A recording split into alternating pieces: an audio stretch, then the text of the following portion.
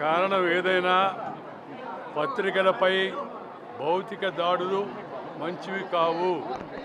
ఏదైనా అభ్యంతరకరమైన విషయం ఉన్నప్పుడు తప్పనిసరిగా దానికి నిరసన తెలియజేయవచ్చు ప్రశాంతంగా. అలాగే చట్టపరమైన చర్యలు తీసుకోవచ్చు. కానీ భౌతిక దాడులకు పాల్పడడం ఎవరికి మంచిది కాదు. నేను రాజకీయాల్లో లేను, పార్టీల గురించి నేను మాట్లాడడం లేదు. కానీ సమాజంలో ప్రతి ఒక్కరు కూడా పత్రికల పట్ల గౌరవం ప్రకటించాలి.